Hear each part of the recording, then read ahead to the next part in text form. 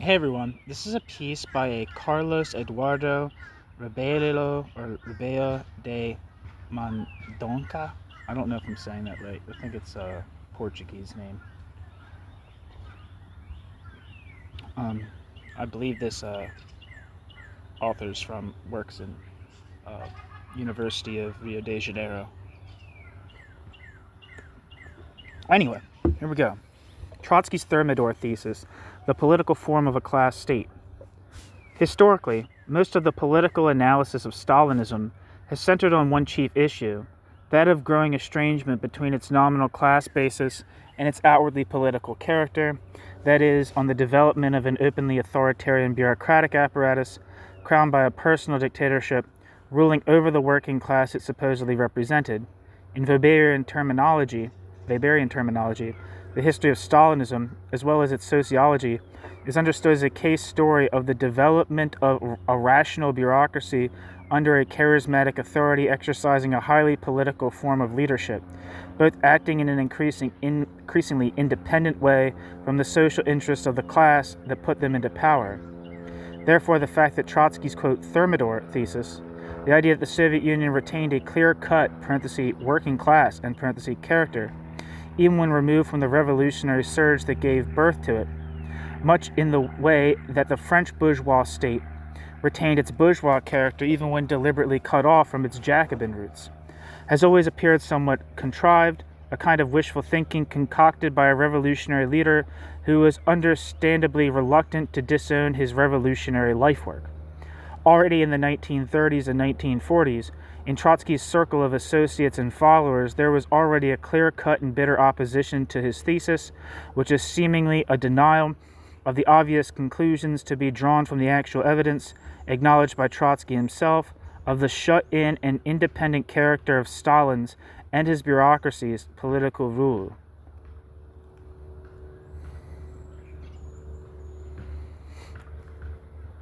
The problem is that whenever historically a, quote, rational legal, parenthesis, in the sense of being guided by a set of impersonal regulations instead of personal whim alone, end parenthesis, a bureaucratic apparatus develops, it has always come to estrange itself from the social group from whence it grew, to be seen as pursuing interests and goals of its own, increasingly alien from those of, quote, civil society. In Stalinism, this rift between sociology and politics is at its widest, in that the, quote, dictatorship of the proletariat appears to wither away and be supplanted by the dictatorship of the apparatus, whose relationship to the working class seems to be no more than a pious fiction, in that the working class as a whole appears powerless before an all-powerful bureaucracy. Therefore, if the socialist class character of the Soviet system was ultimately an image d'épinal, I don't know what that means, an inspiring idealized fiction, then the whole idea of a class state is open to question. If a state openly based on a class principle cannot avoid being politically hijacked by a dictatorial bureaucratic apparatus, then the Marxist notion of the class character of the state, any state, is in question. Therefore, Trotsky's position, that is, the need to reaffirm the class character of the Soviet state, even under Stalin, was linked to the need to affirm the viability of the Soviet project in general, as well as to Trotsky's own need to keep his theory consistent with general Marxism, which requires that the analysis of any particular political apparatus must be tied to the relations of production as, quote, the real foundation on which arises a legal and political superstructure, end quote. Marx, a contribution to the critique of political economy. Something different from this would be, for Trotsky, simply verbiage, no matter how well meant. Revulsion before Stalin's rule, no matter how commendable in itself, does not allow for faulty theory. Quote, to take away from the USSR the title of worker state, as Stalin deprives a disgraced functionary of the Order of Lenin, I find, a bit childish. Marxist sociology and hysteria are absolutely irreconcilable, end quote. Trotsky, quoted in Isaac Deutscher, The Prophet Outcast. To use G.A. Cohen's terminology, if Trotsky could be dogmatic as far as his intellectual framework was concerned, he never indulged into, quote, bullshit. Footnote. See G.A. Cohen's Introduction to Karl Marx's Theory of History of Defense, and footnote. One of the most salient features of Trotsky's Marxism is his willingness to strain his praxis to the breaking point between theory and actual practice.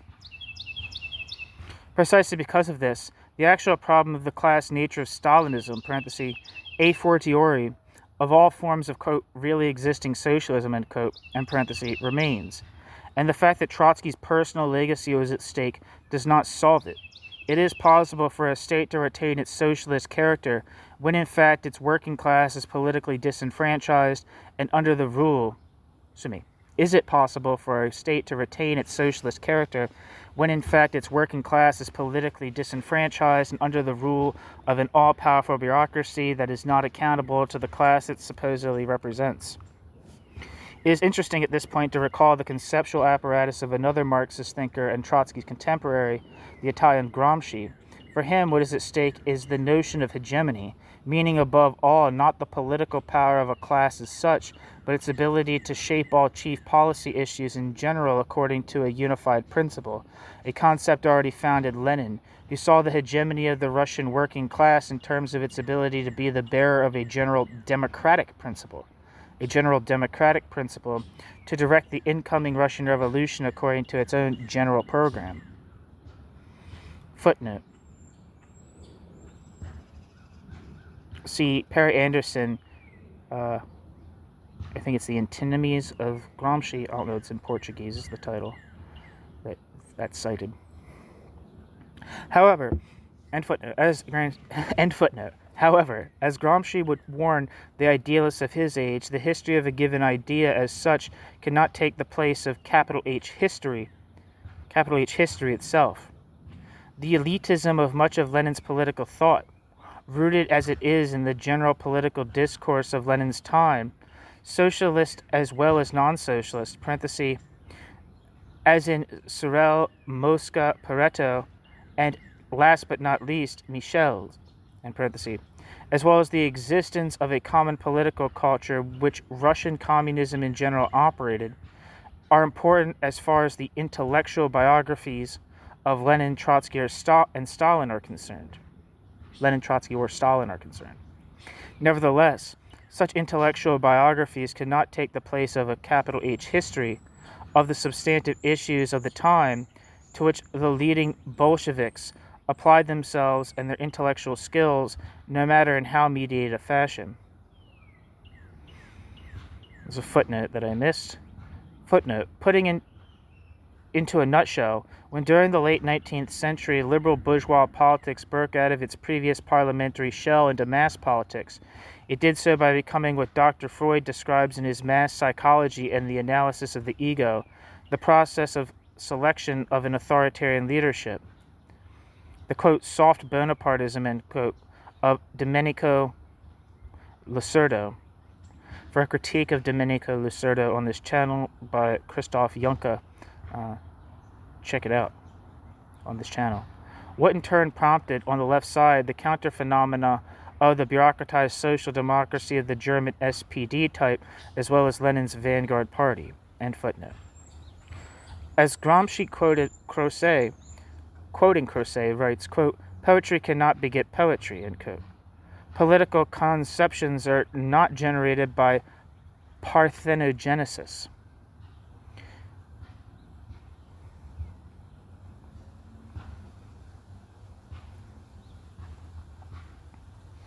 Footnote. Quoted in Domenico Lucerdo's Gramsci do liberalismo ao comunismo, quote, comunismo critico. I don't know. End footnote. The fact that Stalinism eventually disconnected itself entirely from working class politics does not invalidate the fact that it was specific working class issues that gave birth to it. The principles of Stalinism, or the principles of Leninism as seen by Stalin himself, justified themselves in that they corresponded to the principles of tangible working class interests. Therefore, the class character of a state resides in its ability to act according to a general principle, namely the general form of property relations. Thus, an absolutist state, no matter how disenfranchised its nobility in comparison to the actual power wielded by the court bureaucracy, is feudal as long as it upholds feudal property relations, and a capitalist state remains so as long as it grants that capitalist private property as the general form of property relations. As Trotsky remarked as early as 1933, the class nature of a state must of necessity have an abstract character. Quote, the dictatorship of a class does not mean by a long shot that its entire mass always participates in the management of the state, end quote. Trotsky. The undisputed political hegemony of the Nazi Party in Hitler's Germany does not diminish the bourgeois character of the German state, as long as, quote, all the conditions of, bracket, the bourgeoisie's, and, bracket, social hegemony have been preserved and strengthened, end quote. Trotsky, the class nature of the Soviet state. That piece is on this channel.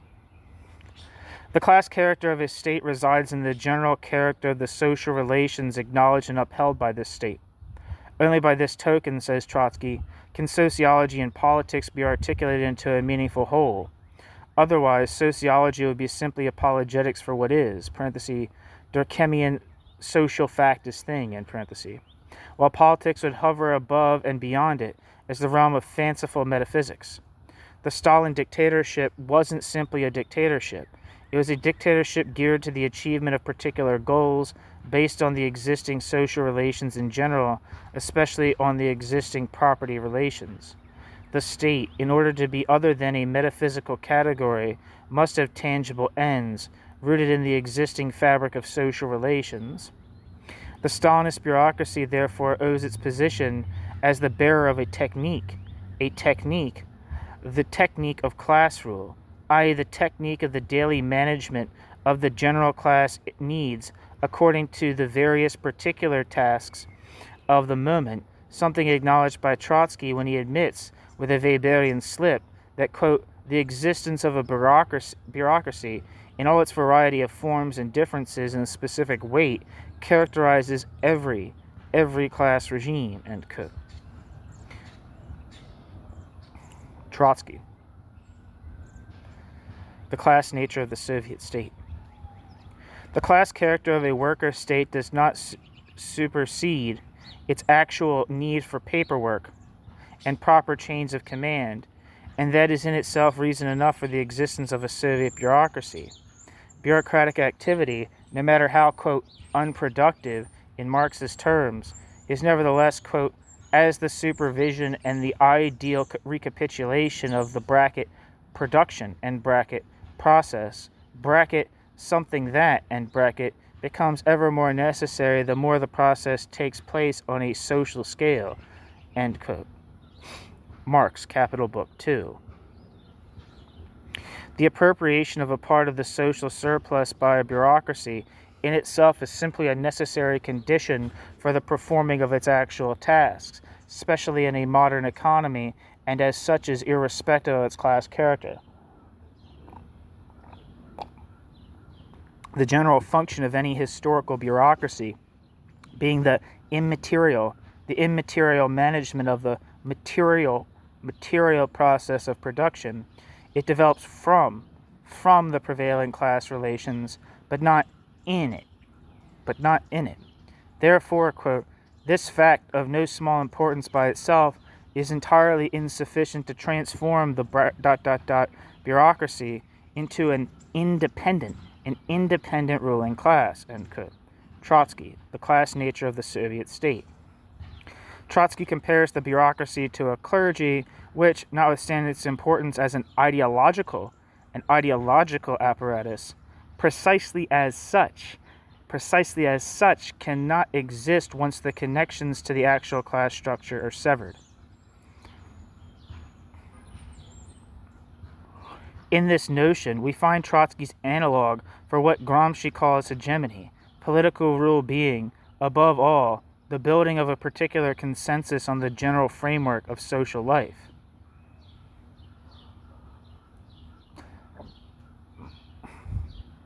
In a class society, such a general framework has to do mostly, as we've already said, with the general system of property relations. The quote, relations of production, end quote, in Marxist terminology. Therefore, the fact that, for Trotsky, the content of the actions of a state, as well as of its, quote, political class, end quote, the professional politician as well as its professional bureaucracy, in parentheses, must, by force of objective necessity, conform to the existing property relations. In its choice of objective levers, checks and balances, the state cannot, viz., apply rules for stimulating private investment when in fact there are no private investors available. Therefore, in the case of the socialist state, some kind of political stimulus, the appeal to collective interest, no matter how authoritarian, is necessary for the task of economic development. For, quote, in contradistinction to capitalism, socialism is built not automatically, but consciously, end quote. Trotsky, The Worker State, Thermidor, and Bonapartism.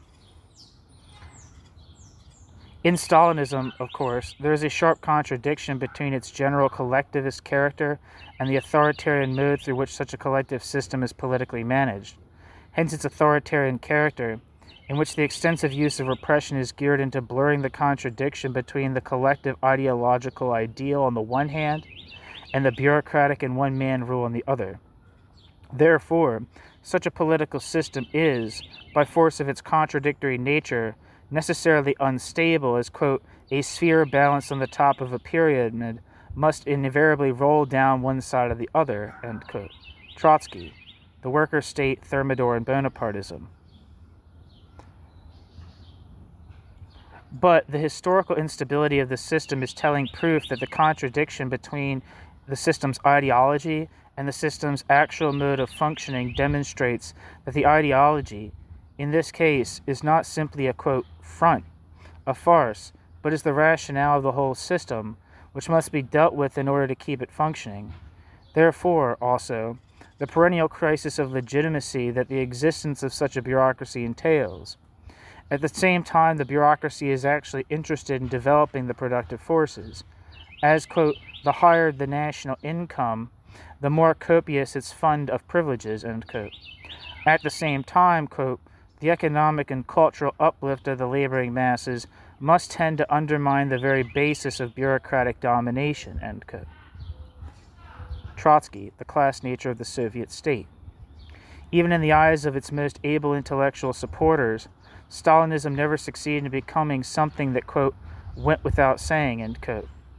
Althusser during the 1960s was so chagrined, taken aback by it, as, say, Lukács during the 1930s. Footnote, for Althusser, post-Stalin slogans such as, quote, socialist legality and, quote, socialist humanism were justified as far as they played a necessary role as ideologies stricto sensu, as pious fictions. End footnote. In his 1936 analysis of Stalinism, The Revolution Betrayed, Trotsky summarizes the dual character of the Soviet system thus: the bureaucracy wields absolute unchecked power, a power legitimized by the generally held conviction that it works in the service of an egalitarian ideal. Its power comes from the, quote, iron necessity to give birth to and support a privileged minority so long as it is impossible to guarantee genuine equality, end quote. The problem, however, is that the actual role of the bureaucracy stands on its ideal role of fostering and developing egalitarian social relations. Wait, did I say one? Fuck. That last quote was from Trotsky, The Revolution Betrayed. Sorry about that. The problem, however, is that the actual role of the bureaucracy stands on its ideal role of fostering and developing egalitarian social relations. But if the bureaucracy loses a discernible connection with that ideal, the legitimacy of its political role falls to the ground. The bureaucracy in itself is in no condition to achieve legitimacy by itself, in terms of its own selfish interests. In Trotsky's words, it is doomed to act like a, quote, tumor. It can develop out of the existing organism, even kill it, but it can never take its place. Notwithstanding the fact that the founding Soviet ideology was honored increasingly in the breach, it was the abandonment of that ideology that sounded the death knell for the Soviet Union itself. The bureaucracy's power could not survive the absence of its legitimizing ideology.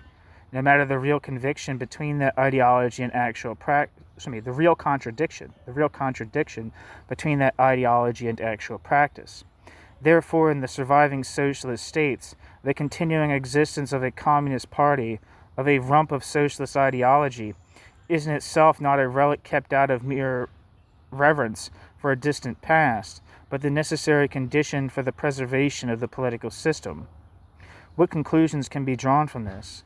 Mostly that the case of the Stalinist political system has to do with the superimposing of two very distinct, quote, research programs. On the one hand, a, quote, classical, run-of-the-mill Marxism, which sees in the analysis of social relations only the actual practice and tend to reject a legitimizing ideology as immaterial, belated echo of objective practice, and class and interests. On the other, the postmodern program that sees social life framed by, quote, discourse, the spoken, and unsaid, assumptions that inform and shape the practice of the unwitting, and supposedly conscious, subject, in what Foucault called the, quote, death of man, end quote. That is, quote, man, capital M, as a rational subject who shapes reality according to objective interests. In Stalinism and in Trotsky's analysis of it, we see on the one hand an increasingly immaterial ideology and an ever-sharpening contradiction to the practice of the subjects, but which nevertheless acts as the material force that gives meaning and direction to actual practice. The material force that gives meaning and direction to the actual practice, which cannot survive in its absence, something that asserts the continuing relevance of Marxism even in a postmodern age such as ours. To sum up and conclude, in Stalinism's demise and partial survival, what is to be seen according to Trotsky's view is a continuation, perhaps of the same process of dialectical contradiction that moves forward the process of, quote, permanent revolution. In the same way as the process of bourgeois revolution posits the idea of a formal equality that eventually, propelled by the process of economic development, posits the notion of real equality, and therefore by clashing with the existing class relations,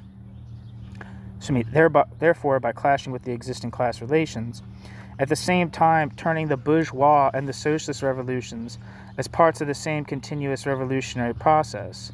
In Stalinism, we have a political superstructure that receives its legitimacy from a class base, with which it eventually enters in contradiction. This political form having to, quote, choose, depending on the politico-historical conjuncture, to which, quote, side it will ultimately, quote, fall, either to be, quote, absorbed by a capitalist restoration or to break out of its authoritarian shell into emancipatory politics. Only time and future political struggles will tell.